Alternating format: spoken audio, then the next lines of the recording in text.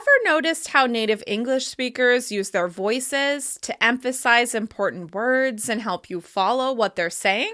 The rise and fall of their pitch and the contrast between the words that matter and those that don't create the natural rhythm and melody of American English. If you're wondering how to find your own flow when speaking English, then this video is for you. In this video, you'll learn how to use stress, rhythm, and melody to communicate clearly and confidently in American English. You'll find out how to speak with word and sentence stress, contrast, and thought groups so that your ideas have that natural flow you're looking for. Let's get started. We're going to start off by looking at word stress. Word stress is when we emphasize one syllable more than the rest, making it longer, louder, and higher in pitch with extra clear mouth movement on the vowel sound. We relax and do less work on the rest of the syllables. Here are some examples of word stress. Mind,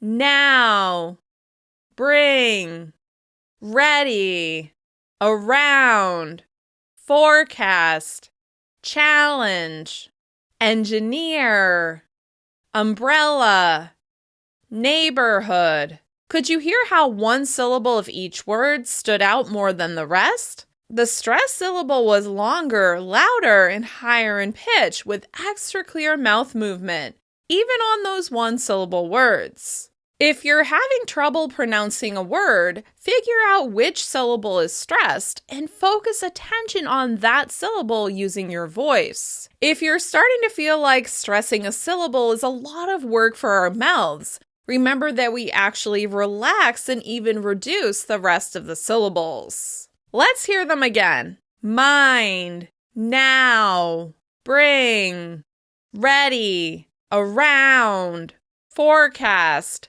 challenge, engineer, umbrella, neighborhood.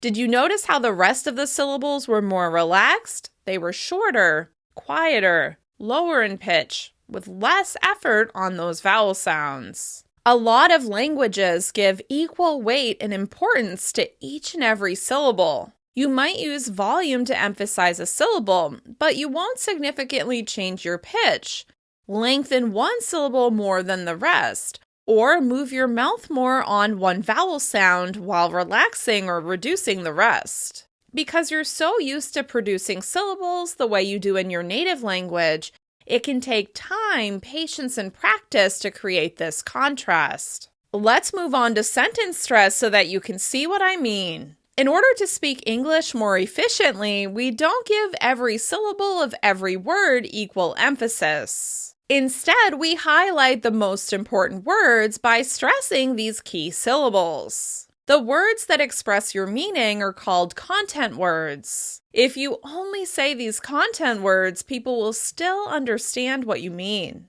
The other words are called function words, and they're only there so that you have a grammatically correct sentence. If you drop these words entirely, your meaning will still be clear. Let's look at some examples. See if you can tell which words express the meaning.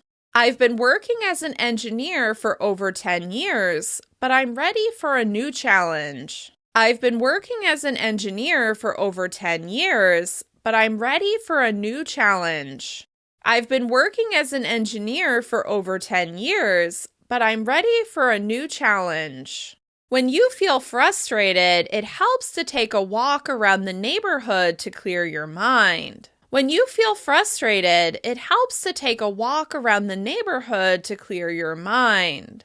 When you feel frustrated, it helps to take a walk around the neighborhood to clear your mind. Even though it's sunny out right now, the forecast calls for rain, so remember to bring an umbrella. Even though it's sunny out right now, the forecast calls for rain, so remember to bring an umbrella. Even though it's sunny out right now, the forecast calls for rain, so remember to bring an umbrella. Can you hear how the stress syllables are lengthened and the rest seem to hide or fade into the background? This contrast in syllable length creates the natural rhythm of English. Can you hear how my pitch goes up and down between stressed and unstressed or reduced syllables? This contrast in pitch creates the natural melody of English. Can you see how my mouth moves more on stressed syllables and does less work on the rest? This helps us speak more quickly and efficiently. If you just focus on highlighting these key words with your voice, native English speakers will understand you so much better.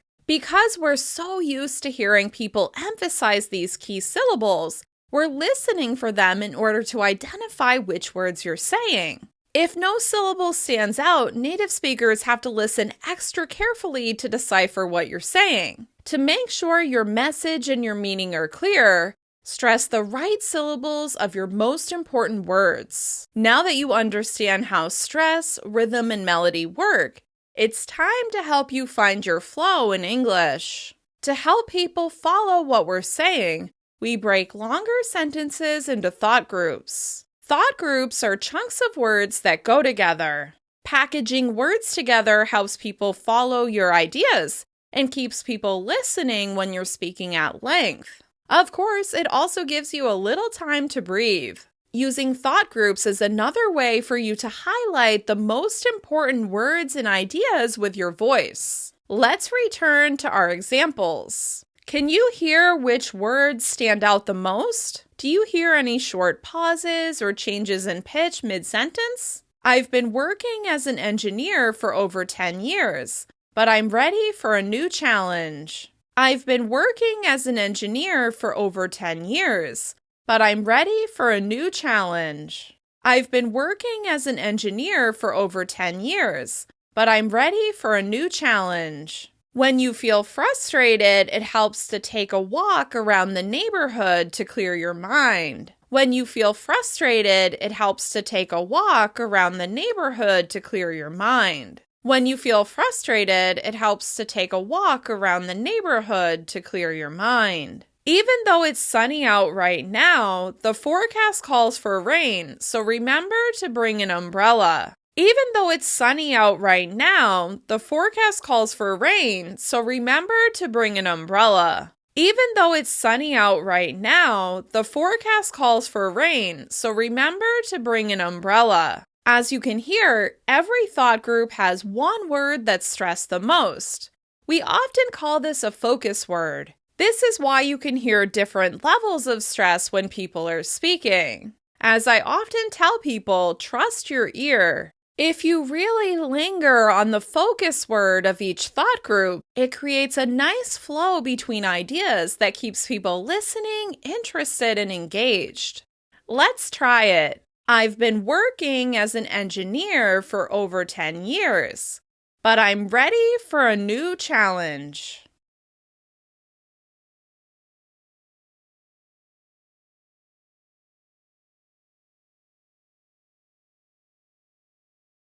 When you feel frustrated, it helps to take a walk around the neighborhood to clear your mind.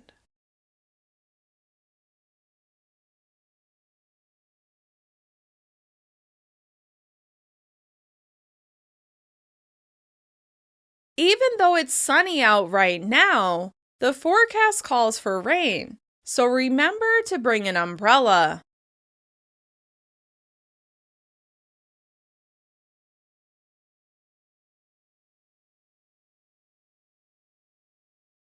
Now that you understand stress and thought groups and how to create English rhythm and melody through contrast, it's time to practice. You need to train your ear and your mouth. Start listening closely to native speakers and noticing which syllables of which words are stressed the most. Pay attention to how they break their ideas into smaller pieces, and how they pause or change their pitch between thought groups. And of course, start experimenting with this yourself. The only way to get better at stressing words, breaking your ideas into thought groups, and creating contrast is through practice. Remember, your voice doesn't have to be perfect to be powerful. Make sure people understand your meaning and your message by emphasizing your most important words. In my next video, we'll talk all about pitch and intonation, so see you there. I'm Kim from EnglishWithKim.com. If you like this video, please give it a thumbs up and don't forget to subscribe if you haven't already. Have a good one. Goodbye.